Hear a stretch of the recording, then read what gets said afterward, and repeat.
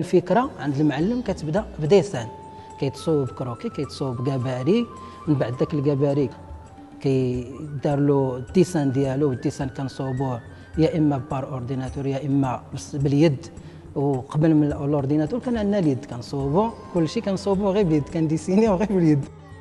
Sur la base de la commande, le dinandier fabrique les gabarits qui serviront à produire les articles à l'identique. Le dinandier s'assure d'abord de la présence de tous les outils nécessaires à la fabrication, puis établit la liste des débits, applique ensuite les techniques de façonnage et de décor et termine par l'assemblage des pièces dans un ordre préétabli en veillant à la précision et à l'ordonnancement des opérations pour que le gabarit soit conforme au plan de mesure.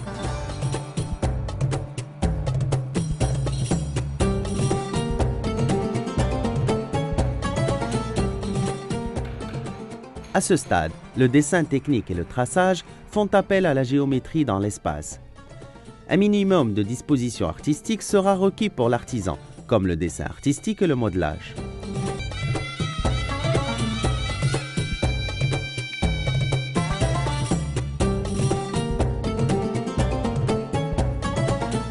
L'opération de sculpture suit un mode opératoire bien défini.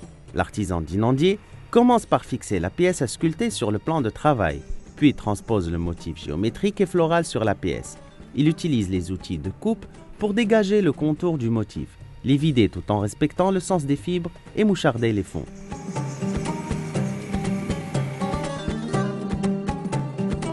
La coupe se fait avec précision, tout en respectant le plan de coupe induit par les formes des gabarits. Les gestes produits traduisent des formes géométriques diversifiées.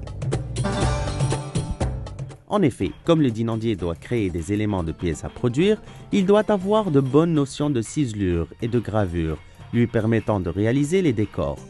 Le bon goût et la connaissance des styles lui permettent de créer des formes qui sont en harmonie avec l'ensemble de l'ouvrage. Ainsi, le dinandier commence par le traçage des dessins ou des caractères sur les métaux, en creux ou en relief, à l'aide d'outils en acier tranchant, très fins et de formes variées.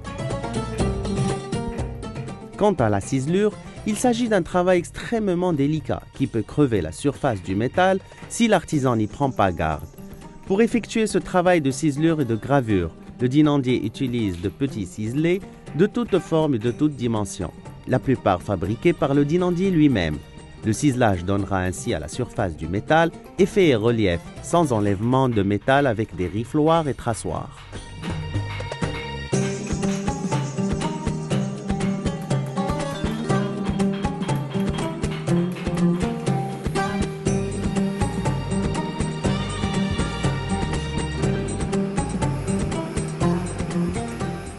Après avoir percé la plaque de métal, le dinandier passe la lame d'acier au travers. Il la fixe des deux côtés et il scie finement la matière par un mouvement de va-et-vient vertical. Cette technique permet d'ajuster le métal avec une grande liberté et une grande sensibilité. Il peut scier à bord droit ou en biais, ce qui lui permet de produire des effets visuels de dentelle tout en préservant la solidité de la pièce.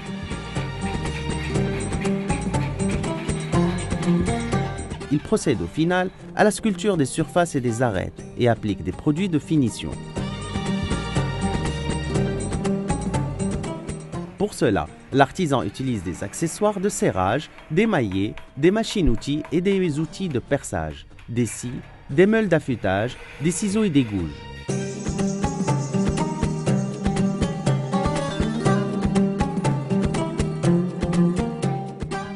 Pour la mise en forme des pièces, le dinandier utilise les techniques de roulage, de cintrage, de pliage, d'aboutissage et de restreint.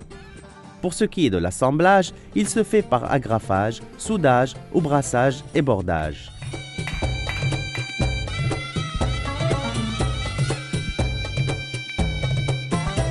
Le moulage de la fonte se fait dans la terre solidifiée, sorte d'argile.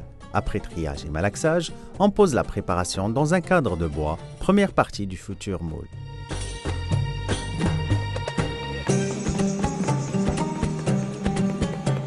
Une fois l'argile tassée, elle est recouverte d'une couche de poudre de charbon. Un second cadre en bois s'ajuste sur le premier et rempli de terre que l'on tasse. Les deux parties du moule sont alors reliées.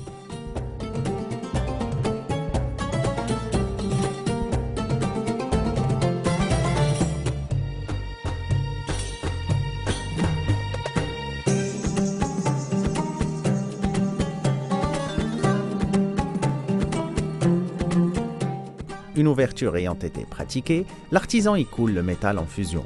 Très souvent, l'homme maintient simplement son moule en position verticale, avec une pierre d'un côté et son pied de l'autre. Lorsque le tout a refroidi, il sépare les deux moules et découvre alors l'objet désiré. Des apprentis liment la pièce et y apportent les dernières finitions.